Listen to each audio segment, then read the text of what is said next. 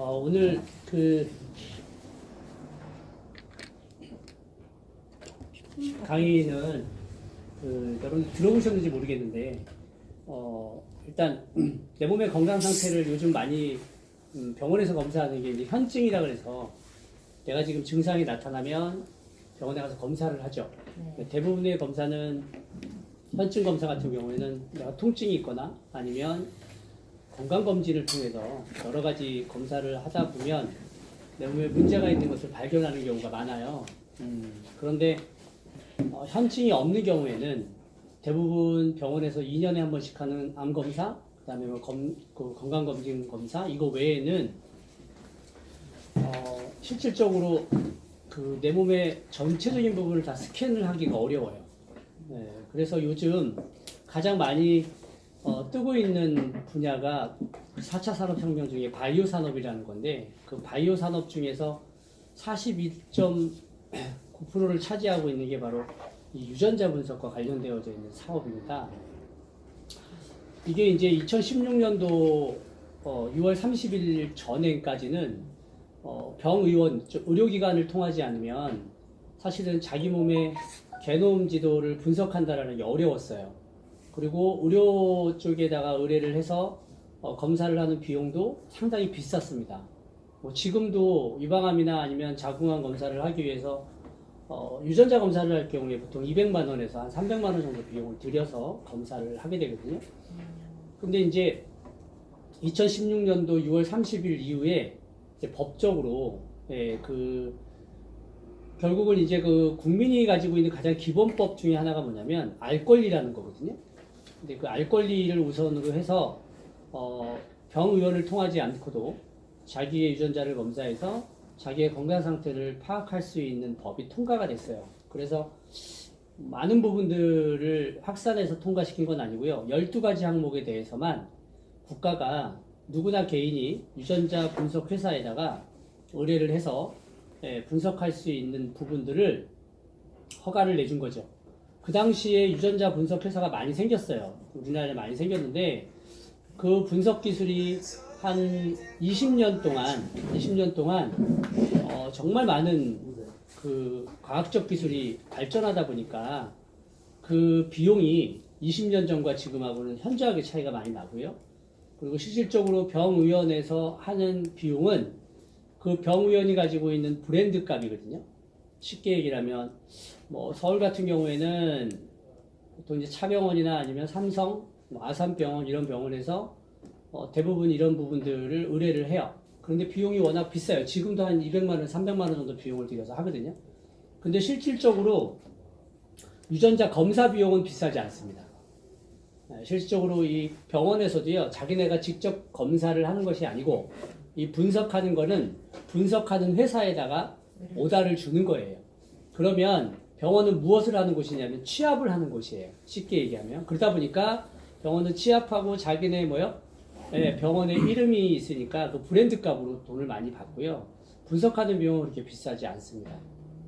그래서 그런 그 분석하는 비용과 또 분석을 의뢰하는 사람들이 대부분 과거에는 어떤 분들이 많이 분석을 했냐면 좀 여유가 있고 생활력이 좀 있고 그 다음에 가족력이 좀 있다고 판단하는 분들, 특히나 요즘 같은 경우는 암이나 난치질환이나 희귀질환이 너무 많다 보니까 그런 것들이 혹시나 내 아이들에게도 유전이 되어져 있으면 어떨까 이런 그 걱정이나 이런 근심 때문에 많은 부분들을 거기에 투자를 하는 경우가 있어요.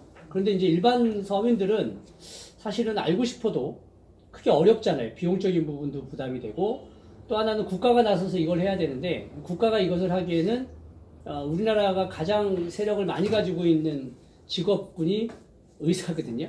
그래서 의료계 쪽에서 너무 많은 부분을 이걸 차지하고 있다 보니까 반대를 많이 해요. 의료계 쪽에서는.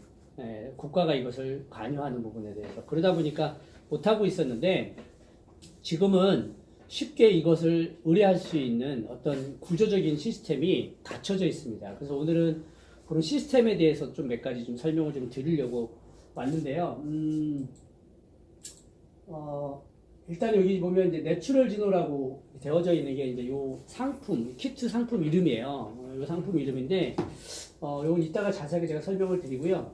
그 왜 사람들이 유전자 분석을 바이오 산업, 즉 4차 산업혁명의 유전자 분석에 대한 부분들을 터치해놨냐면 지금 어느 정도까지 발전을 했냐면 4차 산업혁명이 2015년도부터 시작을 했어요. 물론 이제 그전에는 준비를 많이 했죠. 여러분들 지금 쓰고 있는 스마트폰도 불과 한 10년밖에 되지 않았거든요. 10년밖에 되지 않은 이 스마트폰 안에는 과거에는 상상할 수 없는 모든 것들이 담겨져 있잖아요. 근데 이 스마트폰을 가지고 가장 많이 활용하고 있는 것 중에 하나가 요즘은 쇼핑이에요, 쇼핑. 작년 한 해 오프라인 상에서 쇼핑을 한 부분보다 이 스마트폰을 통해서 쇼핑한 게 점유율이 85%입니다. 그러면 100명 중에 85명은 스마트폰으로 다 쇼핑을 한다는 얘기입니다. 저 같은 경우도 실질적으로 어떤 물건들을 살 때 매장에 나가서 사는 경우 거의 없고요. 의상이나 아니면 내가 생활용품 같은 것도 저는 이제 쿠팡을 주로 많이 쓰거든요.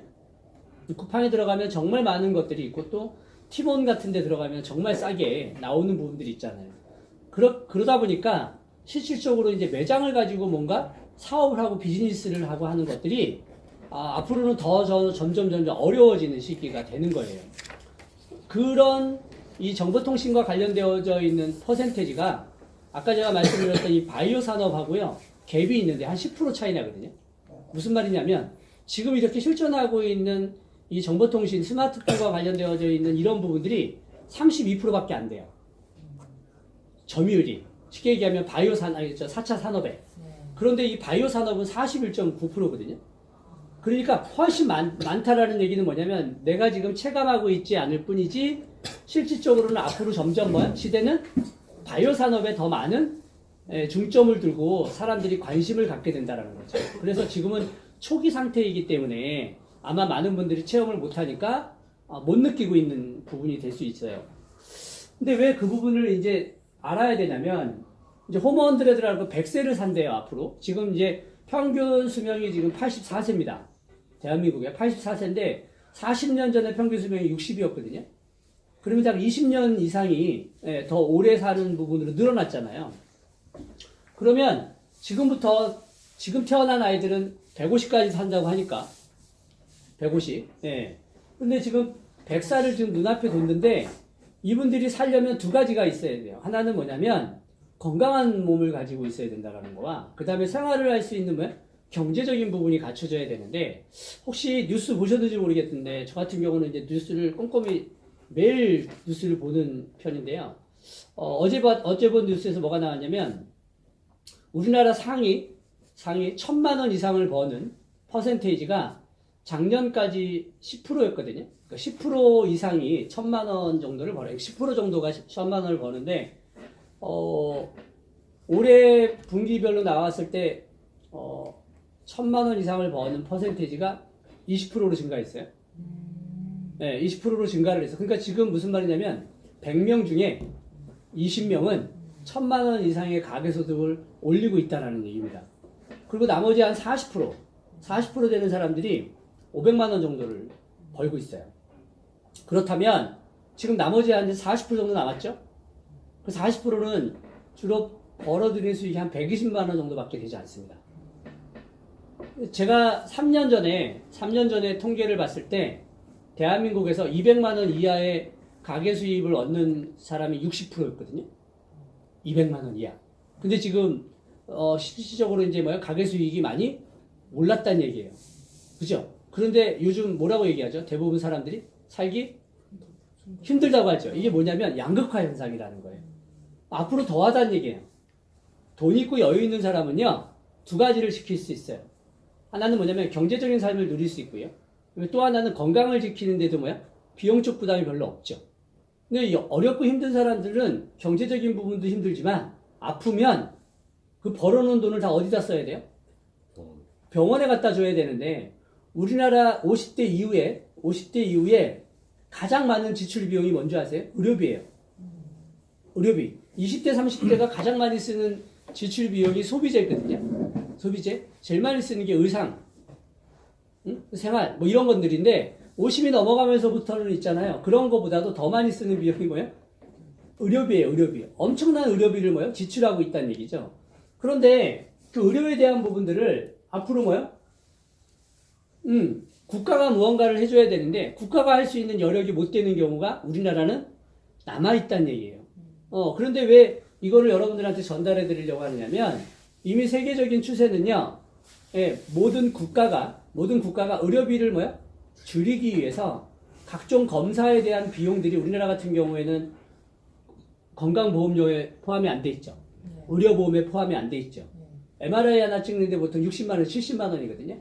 그리고 뭐 CT 하나 찍고 그 다음에 내시경하고 뭐 이렇게 하다 보면 돈 100만 원이 그냥 날아가요. 그런데 돈 100만 원이 날아가는데도 불구하고 많은 사람들이 검사를 하는 이유가 뭐죠? 혹시나 내 몸에 문제가 있을까봐 검사를 하거든요. 근데 이 비용이요, 전 세계적으로 많이 하고 있는 이 유전자 분석 비용이 기존에 가지고 있는 비용보다 30%밖에 안 들어가거든요. 30% 비용밖에 안 들어가는데 10년에서 20년, 30년 동안에 당신의 몸 건강 상태를 다 스캔해줘요. 그럼 여러분들 어떤 거 선택하시겠어요? 매번 내가 몸에 반응이 있을 때마다 병원 가서 수십만 원씩 들여서 검사를 하는 게 맞을까요? 아니면 내가 앞으로 갖고 있는 질병뿐만이 아니라 어떤 질환이 나한테 올 거를 미리 아는 거를 한 30% 정도 비용으로 줄여서 10년, 20년에 내다보는 것을 예측하는 것을 해볼까요? 저도 그래서 이렇게 검사를 해봤거든요. 저는 검사를 해봤는데 개인적으로 저 같은 경우는 저희 어머니가 폐암, 저희 아버님이 폐암이었어요. 물론 이제 돌아가시지는 않고 지금 이제 건강히 살아는 계시는데 그 후유증이 좀 남죠. 숨차고 힘들어하시는 것들이 있는데, 근데 저 같은 경우도 검사를 했는데 폐암에 대한 걱정이 되게 많이 됐거든요. 근데 저는 이제 폐암이 건강 상태로 나왔고요. 예기치 않은 류마티스 관절염이 조금 있더라고요. 그러니까 제가 염려했었던 것들을 미리 알아버리니까 내가 안심하게 되고, 그 다음에 이제 앞으로 올 수 있는 류마티스 관절염은 내가 어떻게 케어를 하면 회복할 수 있겠구나, 이것을 이제 알 수 있겠더라고요. 이게 이제 제가 검사한 건데요. 여기 보면 이렇게 나와요. 검사하는 내용이. 이제 여기 보면은 이제 안심, 양호, 보통 이렇게 나오는데, 저 같은 경우는 류마티스 관절염만 이렇게 일반 질환에서 조이가 나오고 나머지는 다 보통으로 나왔어요. 그래서 내가 그동안 몸 관리를 몸이 많이 안 좋았었던 젊었을 때 그런 모든 식습관, 생활 습관을 바꾸고 한 10여 년 동안 노력을 했더니 이렇게 몸이 바뀌는구나. 이게 이제 우리가 이제 요즘 많이 대두되고 있는 후성 유전학이라 그래서 타고난 유전자도요, 얼마든지 바꿀 수 있다라고 이야기를 하는 겁니다. 그래서 요즘 많이 뜨고 있는 이 항노화 시장에서도 유전자 분석을 통해서 당신의 건강만이 아니라 피부에 대한 거, 그 다음에 비만에 대한 거, 당뇨에 대한 거, 그 다음에 이제 여러분들이 혹시 드시고 계시는 여러 가지 음식들이 있을 거 아니에요? 그럼 푸드에 대한 거, 기호식품에 대한 거, 이런 것들도요, 요즘은 다 유전자 분석을 통해서 알 수 있고요. 더 놀라운 사실은 아이들을 유전자 분석을 하게 되면 이 아이가 음악에 재능이 있는지, 스포츠에 재능이 있는지, 인문학에 재능이 있는지, 이것까지도 다 분석을 해서 거기에 맞는 부분으로 부모들이 교육을 시키는 그런 시대에 와 있다는 얘기죠. 이게 이제 체감을 하지 못하니까 못 느끼는 거예요. 그런데 이미 저희가 이거를 지금 3개월 정도 됐거든요.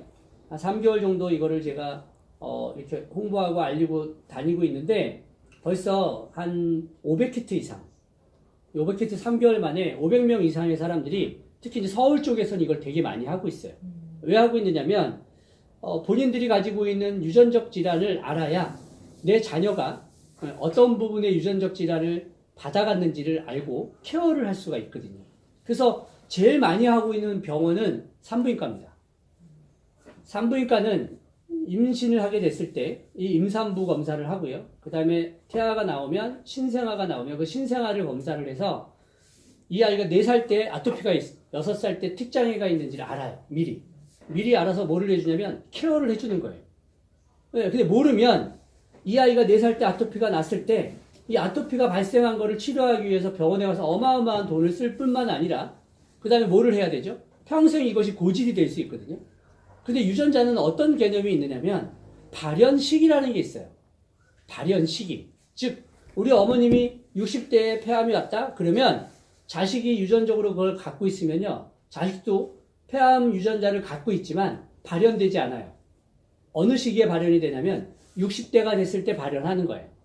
즉, 이 태어난 아이가 아토피를 갖고 있지만, 태어나자마자 아토피가 나오는 아이가 있지만, 얘 같은 경우는 4살 때 아토피가 발현된다 그러면, 그 시기 때만 뭐야? 발현을 해요. 그럼 어떻게 하면 되냐면, 케어를 4살 때까지 뭐야? 발현하지 못하게 케어를 해놓으면, 5살이 됐을 때는 4살 때 발현이 돼야 되잖아요. 근데 5살 때까지 뭐야? 이걸 발현시키지 않으면 그 평생 동안 아토피가 발현되지 않아요. 그게 이제 유전자 발현도라고 하는 거거든요. 그래서 그런 원리 때문에 이렇게 구글이라는 회사가 전 세계 1위 기업인데, 이 1위 기업인 구글이요, 2가지의 사업에 엄청난 돈을 쏟아붓고 있습니다. 하나는 뭐냐면 AI라고 하는 인공지능 프로젝트에 가장 많은 돈을 쏟아붓고 있고요. 그 다음에 2번째로 쏟아붓고 있는 게 바로 이 바이오 연구 회사인 칼리코라고 하는 걸 설립해서 1조 8천억 원을 들여갖고 바이오 연구에 뛰어들고 있습니다. 우리나라에서는 이거 비슷한 회사가 하나 있죠? IT 산업의 주축이 되어 있던 삼성이 이재용 회장이 엄청난 돈을 들여서 지금 해외에다가 뭐야? 연구소를 설립한 게 바이오 연구소입니다. 그쵸? 왜 그 바이오 연구소에다가 투자를 하느냐면, 바이오라는 뜻이 뭐냐면요, 생명이라는 뜻이거든요. 그게 이제 그 그리스어로 바이오라고 하는 뜻에서 나온 건데, 이 생명이라는 의미를 가지고 있는 이게 결국은 누구하고 연결되어 있는 거예요? 인류와 연결되어 있는 거잖아요. 사람과 연결되어 있는 거잖아요. 그래서 바이오 산업은 크게 3가지예요. 하나는 레드 바이오라는 게 있고, 화이트 바이오라는 게 있고, 그린 바이오라는 게 있는데, 이 레드 바이오가 지금 가장 많이 우리나라에 지금 문제시되고 있는 게 바로 이 미세먼지입니다. 결국은 이게 인류를 위협하잖아요. 그러니까 이 환경적인 부분에서의 인류를 공격하고 있는 이런 환경의 문제를 해결하고자 하는 바이오 산업이 레드 바이오 산업이거든요. 여러분들 쓰레기 많이 나오죠. 음식 쓰레기. 그 음식 쓰레기 나올 때 그 음식 쓰레기 처리를 못하니까 개발되기 시작했었던 게 뭐였죠? 회사들이? 음식물 처리기 기계 만들고 하는 거, 그게 결국은 뭐야? 레드 바이오 사업입니다. 그래서 그 당시에 그런 것들이 막 성장을 했을 때, 회사들이 막 설립이 됐을 때 엄청나게 많은 투자자들이 모이기 시작을 했었거든요. 그런 거하고 똑같아요. 그 다음에 화이트 바이오 산업이라는 건 뭐냐면, 우리가 지금 하고 있는 사업들 중에 혹시 음식, 식품 있죠? 의료 있죠? 제약회사들. 그 제약회사들이 가장 많이 하고 있는 게 뭐예요? 신약 개발이죠. 이게 화이트 바이오예요. 신약 개발을 어떻게 하느냐면, 예전에는 이렇게 암 환자가 있잖아요. 유방암 환자가 있으면 유방암 환자가 이제 병원을 가게 되면 이 조직 검사를 딱 하고 난 다음에 유방암이 발견이 됐잖아요. 양성입니다, 악성입니다, 이렇게 얘기가 되면 뭐를 하죠? 항암 치료를 권유하죠. 그때 항암제를 정맥 주사를 통해서 항암제를 주는데, 항암제를 하고 이 사람이 뭐야? 별 효과가 없다. 이 항암제하고 맞지 않는다 그러면 또 다른 항암제를 씁니다. 그쵸? 그렇게 해서 항암제를 4-5개를 써요. 그런데 지금은 어떤 식으로 하느냐면요, 항암제를 쓰는 게 아니고요, 이 유방암 조직을 떼요. 떼갖고 유방암 조직만 분석해주는 유전자 회사가 있어요. 그 회사는 유전자 중에서 유방암, 그러니까 암 걸려져 있는 암만, 종양만 유전자 검사를 하는 거예요. 그걸 딱 갖고 와서 이걸 자릅니다. 나노로. 정말 작은 조직으로 잘라서요, 거기에다가 샘플링 항암제를요, 8개 정도를 만들어요. 만들어서 그 잘라놓은 조직에다가 항암제를 넣어봐요. 그래서 거기서 반응을 딱 해갖고 암세포를 딱 죽이는 항암제가 있으면 그거를 투입하는 거예요. 이 기회를 놓쳐서 죽은 사람이 스티브 잡스예요. 스티브 잡스는 췌장암이 걸렸을 때 유전자 검사를 2번이나 했거든요. 유전자 검사를 2번이나 했는데, 이 2번을 해서 이거를 조직 검사를 하는 과정 중에 죽었어요. 항암제를 찾는 중에. 그래서 이 주치의가 조금만 더 일찍 스티브 잡스가 유전자 검사를 했다면 살 수도 있었다라고 얘기를 하거든요. 이렇게 유방암이 걸렸을 때 뭐예요? 항암 치료를 이런 식으로 하는 것이 바로 뭐예요? 요즘 의료계예요. 그게 이제 화이트 바이오고요. 그 다음에 그린 바이오라는 건 뭐냐면, 우리가 먹는 농업 있죠? 농작물. 제일 많이 나오는 게 뭐예요? GMO죠. GMO가 결국은 유전자와 관련되어 있는 거잖아요. 미국은요, 지금 약 40% 이상의 모든 먹거리가 GMO입니다.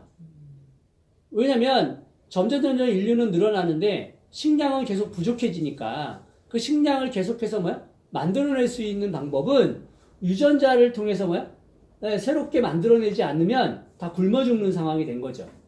그래서 그렇게 세 가지 바이오 산업이 뭐야? 확대가 되고 있는 거예요. 근데 결국은 그 안에 들어가져 있는 스마트 의료라고 하는 거, 즉 의료적 부분을 얼마나 뭐야? 깔끔하고 빠르게 속도 있게 하느냐. 이게 지금 이제 모든 의료계 또 국가가 뭐야? 그 의료비 지출을 줄이기 위해서 뭐야? 시행하고 있는 거거든요. 근데 우리나라는 왜 늦었느냐면 예전에 2005년도에 우리나라에 가장 핫하게 떴었던 게 있었죠. 유전자 관련되어져 있는 거 혹시 아세요? 뭐였죠? 네, 황우석 박사. 황우석 박사가 줄기세포 유전자와 관련되어져 갖고 막 그 돌리약 뭐 만들고 막 이럴 때 나중에 문제가 됐죠? 그게 터지고 난 다음에 국가가 모든 뭐야? 법적인 제재를 하기 시작을 했어요. 그러니까 그 당시에 2005년도에 전 세계에서 유전자 기술이 가장 뛰어난 나라가 대한민국이었어요. 네, 유전자 기술이 제일 뛰어난 나라가 대한민국이었고 가장 뛰어난 박사, 석사들이 대한민국에 다 있었습니다. 그랬는데 황우석 박사가 이 사건을 치고 난 다음에 국가가 제재를 하다 보니까 이 사람들이 뭐야? 자기의 영역을 펼칠 수가 없으니까 다 어디로 가요? 다 외국으로 갑니다. 그때 제일 많이 갔던 데가 미국이에요. 그래서 지금은 미국의 유전자 분석 기술이 전 세계 1위입니다. 그리고 유럽이 2위고 일본이 3위입니다. 이게 무슨 말이냐면 그 나라에 가서 뭐야? 유전자 기술을 확대시켜준 사람들이 다 누구요? 우리나라 박사들입니다. 네, 그래서 뒤늦게 우리나라가 지금 이거를 뭐야? 개정을 하려고 하는데 그게 잘 안 되죠. 자, 그럼 이런 되게 재밌는 건데 이 구글이 왜 이런 부분에다가 1조 8천억이라는 돈을 들여서 투자를 하게 됐냐면 바로 이것 때문이에요. 벌거숭이 두더지라는 얘 때문에 그런 건데요. 여기 보시면 뭐라고 얘기를 해요? 이 구글 창업주가 죽음을 정복하겠다라고 이야기를 하잖아요. 한번 생각해 보세요. 구글의 창업자면은요, 어쨌든 뭐야? 최고의 CEO잖아요. 그쵸? 전 세계 1위 기업이에요. 자, 그러면 한번 생각해 봐요. 1위 기업의 오너가 죽음을 정복하겠다. 그리고 뭐라고 이야기를 하냐면, 우리 인류는 이제 앞으로 500살까지 살게 하겠다. 만약에 여러분들 주변에 계신 분들이 여러분들한테, 야, 우린 죽음을 정복하겠다. 야, 500살까지 우리 살겠다. 그러면, 미쳤냐? 라고 얘기하죠. 그러지 않나요? 그런데, 자, 세계적인 기업이 구글의 창업주가 이 얘기하면, 우리는 뭔가 있나? 이렇게 생각할 수 있잖아요. 그죠? 네. 생각해봐요. 여러분들 현대자동차나 아니면 벤츠를 만드는 기업, 그죠? 여러분 잘 알고 있는. 자, 이렇게 자동차 회사들이 무인 자동차 만들죠. 네? 테슬라 같은 경우도 만들고. 자, 그런데 이 자동차 회사들이 앞으로 10년 안에 나르는 자동차를 만든다. 라고 하면 믿어야 안 믿어요? 믿어요. 믿죠? 네. 자, 근데 동네 카센터 주인이 내가 어느 날 뭐야? 나르는 자동차를 만들겠다고 믿습니까? 안 믿잖아요. 그러니까 일반 사람들에 의하면 뭐야? 웃기고 있네가 되는데 이렇게 세계적인 기업의 뭐야? 창업주 CEO가 야, 죽음을 정복하겠다. 500살까지 살겠다. 이러면 뭐예요? 뭔가 있나? 그 들여다보니까 아까 이야기했던 얘 때문이에요. 이 구글이 이 벌거숭이 두더지를 연구를 하게 된 계기가 된 게 뭐냐면 얘가 8cm 정도밖에 안 돼요. 사이즈가. 네, 많이 커야 10cm입니다. 상당히 작죠? 요만한 두더지인데 이 두더지 쥐가 놀랍게도 생물학적 특성을 보면 암에 걸리지 않아요. 그리고 18분 동안 산소 없이도 살고요. 그리고 웬만한 통증에 다 저항을 해요. 더 놀라운 건 늙지 않아요. 포유류고, 설치류 중에는 보통 쥐들이 오래 살아도 3년이고요. 평균이 1년입니다. 평균. 그러니까 1년 정도밖에 못 사는 이 쥐가 늙지 않는다라는 거예요. 얘는 사고가 나지 않는다는 잘 안 죽어요. 이런 쥐가 인간으로 따지면 800살을 사는 거예요. 즉 35세까지 사는 겁니다. 그러면 한번 생각해 보세요. 세포가 태어났는데 태어나서 죽을 때까지 세포가 안 늙어. 결국 세포가 늙지 않는다라는 건 죽음을 맞이할 수 없다는 거잖아요. 웬만한 사고가 나지 않으면. 그래서 얘를 연구하면서부터 이 정말 대단한 동물이다. 그래서 이 동물을 연구하면서 인류도 이 동물과 똑같은 부분으로 살 수 있지 않을까. 그러려면 이 두더지를 어떻게 연구해야 되죠? 얘가 늙지 않는지를 어떻게 알아요? 유전자를 분석하지 않으면 모르는 거예요. 얘한테는 말 그대로 얘기하면 노화 유전자가 없는 거예요. 사람에게는 노화 유전자가 있거든요. 그러니까 얘한테는 노화 유전자가 없으니까 그 유전자 데이터베이스는 똑같아요. 염기가 다 4개로 되어 있거든요. 구아닌, 티민, 아데닌, 시토신이라고 하는 그 나선형의 DNA 안에 4개의 염기로 연결되어 있단 말이에요. 그럼 모든 동물은 이 4개의 염기로 연결이 되어 있고 99.9%가 거의 다 비슷해요. 단지 0.1%가 다른 것 때문에 사실은 뭐야? 이렇게 구분이 되는 거거든요. 근데 놀라운 건 얘는 노화세포가 없는 거예요. 그리고 암 발생하는 세포가 없는 거예요. 무슨 말이냐? 세포가 너무 건강하고 뭐야? 늙지 않으니까 외부에 있는 뭐야? 다른 자극을 받아서 세포가 복제를 하는 과정 중에 돌연변이 세포가 안 되는 거예요.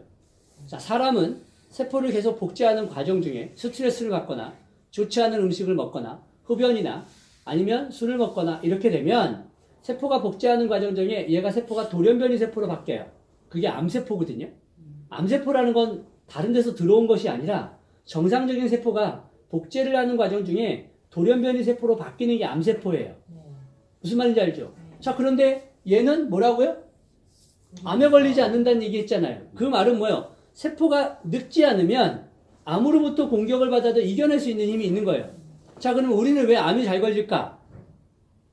태어날 때 부모로부터 소아암, 백혈병, 뇌종양 이걸 가지고 있는 아이들을 빼놓고 대부분의 암은 세포가 노화하는 과정 중에 활성산소라든가 여러 가지 영향에 의해서 뭐야? 돌연변이 세포로 바뀌거든요. 무슨 말인지 알죠? 그런데 얘는 그게 없는 거예요. 늙지 않는 세포를 가지고 있으니까 뭐가 생기지 않는 거예요? 암이 생기지 않는 거죠. 늙지 않는 세포를 갖고 있으니까 건강하다 보니까 뭐예요?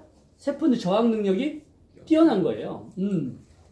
그래서 이렇게 벌거숭이 두더지쥐는요, 인간이 가지고 있는 콤베르츠 법칙이라 그래갖고 사람은 30살이 되면 그 30살 이후부터는 8년 주기로 사망률이 2배씩 증가를 하는 거예요.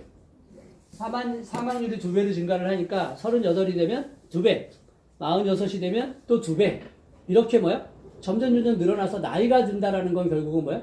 젊은 사람들보다 사망률이 훨씬 더 높다는 얘기거든요. 그런데 100살까지 살면요, 110%로 사는 거예요. 인류가. 100살까지 살면 110%로 사는 건데 저희 장인어른이 96세시거든요. 근데 70세로밖에 안 보여요. 그러니까 우리 장인어른 같은 경우는 지금 어때요? 실질적으로 100% 이상을 살고 계실 수도 있다는 얘기죠. 근데 얘는 어때요? 아까 얘기했던 벌거숭이 두더지쥐는 걔는 120%, 130%, 140%로 사는 거예요. 왜? 안 늙으니까. 네. 그래서 그런 쥐가 있는가 하면 이렇게 당뇨나 암에 잘 걸리는 쥐가 있고요. 그리고 건강하고 좋은 유전자를 가지고 있는 쥐도 있어요. 그러면 한번 생각해 볼까요? 이 쥐와 이 쥐를 같이 뭐요? 교미시키면 어떤 쥐가 나올까요? 응? 모르지. 자, 보세요. 어떤 쥐가 나오냐면, 정답이 예, 모르지. 얘 유전자를 닮은 황금쥐가 나올 수 있고요. 예. 얘 유전자를 닮은 이 쥐가 나올 수 있겠죠. 예. 자, 그러면 얘네들하고 아까 이야기했던 두더지하고 교미를 하면 그애 역시도 마찬가지로 뭐야? 이런 쥐가 나올 수도 있고 이런 쥐가 나올 수 있죠. 그쵸? 이게 답이에요. 무슨 말이냐면 옛날에 우리나라 사람들은 결혼을 할 때 사람과 사람이 보지 않고요. 가문과 가문이 봤어요. 그 가문을 보면 그 집안의 내력을 알게 되고 그 내력을 알게 된다는 것은 결국은 뭐야? 그 집안의 유전적인 부분을 아는 거죠. 그래서 그 집안에 정신병자가 있는지 아픈 환자가 있는지 일찍 죽었는지 병사를 했는지 아니면 역적이었는지 이런 것들을 다 보는 이유가 뭐예요? 그 유전자가 그대로 있기 때문이거든요. 그러니까 사람을 보지 않아도 가문을 보면 그 집 딸을 데리고 오고 그 집 아들하고 뭐야? 결혼을 시켰는데 현대는 그런 게 없죠. 가문을 보는 게 아니라 뭘 봐요? 쌍판떼기를 보죠. 네? 얼굴을 보고 뭐야? 얼마나 뭐야? 이쁜가? 멋진가? 그 다음에 보는 게 뭐 배경 뭐죠? 돈을 많이 버는가? 능력이 있는가? 그렇지 않나요? 그런 걸 보는데 놀라운 거 알려드릴까요? 여자의 뇌는요, 남자의 외모를 안 봅니다. 여자의 뇌는 남자의 뭘 보는지 아세요? 능력을 봅니다. 나를 얼마나 사랑하고 배려하고 뭐야? 신경 써주느냐 하는 거 하고 그 다음에 뭐야? 굶어 죽일지 않을 정도로 내가 요구하는 대로 뭐야? 돈을 벌어다 줘. 이걸 봐요. 근데 남자는요, 일단은 모든 여자를 이쁜 여자를 봐요. 무슨 말, 능력이 있고 일단 중요한 게 아니고요. 이쁜 여자를 봐요. 네, 남자는 그럴 수밖에 없는 뇌의 구조를 가지고 있어요. 그러니까 신기한 건 뭐냐면 그것도 뭐예요? 남자가 가지고 있는 기본적인 유전적 성향. 이건 여자가 가지고 있는 기본적인 유전적 성향이에요. 그러니까 옛날에는 그렇게 뭐예요? 가문과 가문이 만나니까 그 다음에 나오는 아이들이 어때요? 유전인자가 좋죠. 앞으로 미래 사회는 그런 것들을 실질적으로 공유하는 시대가 온다는 거죠. 무슨 말이냐? 생활기록부나 건강기록부를 보고 결혼하는 사람 없잖아요. 근데 이제 앞으로는 이 스마트폰을 통해서 당신의 유전인자를 보고 그 유전인자를 가지고 뭐를 할 수 있어요? 어디가 좋은지 안 좋은지를 알 수 있는 거예요. 그걸 알면 어떻게 해요? 결혼을 해야 되는지 말아야 되는지를 알 수 있는 거예요. 40에 보니까 고혈압이 있네? 50에 당뇨가 있네? 그러면 이제 뭐야? 결혼할 수 없는 거죠. 거기다 뭐까지 할 수 있어요, 이제? 얼마나 능력이 있는지 없는지, 재능이 있는지 없는지까지도 알아요. 이제 그런 시기가, 잘 보세요. 우리는 체감하지 못하잖아요. 그죠? 네. 그런데 우리 아이들은 이제 뭐야? 이게 우리 나이 때 이전부터 이미 체감할 수 있는 시대가 오는 거예요. 왜? 보세요. 이 스마트폰, 여기 계신 분들 좀 이렇게 보니까 자녀들하고 여러분들하고 스마트폰을 주면 누가 더 이 스마트폰을 활용을 잘할까요? 아이들이 잘하겠죠. 네. 그렇죠? 우리가 쓸 수 있는 것은 스마트폰이 뭐예요? 한계가 있죠. 카톡, 문자, 사진 찍기, 동영상, 인터넷 들어가고 기껏 하는 게 뭐야? 쇼핑 아니면 뭐 이런 거잖아요. 그죠? 쇼핑을 해다 결제할 줄을 몰라요? 그런 게 있잖아요. 근데 아이들은 이 스마트폰을 주면 뭐를 해요? 못하는 게 없어요. 그쵸? 그건 결국은 뭐냐면 아직 체감이 안 돼 있을 뿐이죠. 이 시대가 온다는 거예요. 자, 그래서 유전자가 답이다라고 말씀드릴 수 있는데 저희 좀 넘어갈게요.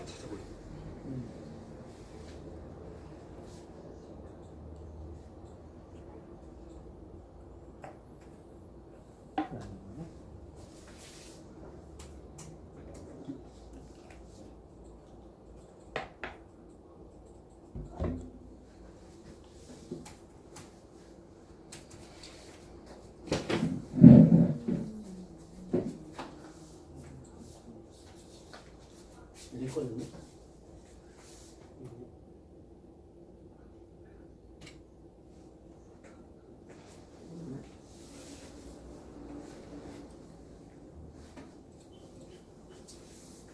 그래서 유전자라고 하는 부분들을 이제 과거하고 달리 지금은 보편적인 부분으로 생활 속에 자기도 모르는 사이에 들어왔기 때문에 이제는 이게 뭐야?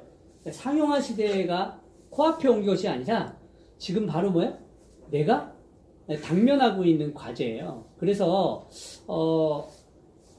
아까 보여드렸던 그 두더지지와 그 다음에 황금지와 그 다음에 뭐야? 까마지, 우리가 일반적으로 알고 있는 생지와 얘네들이 똑같은 쥐 설치류인데 유전인자가 다르잖아요.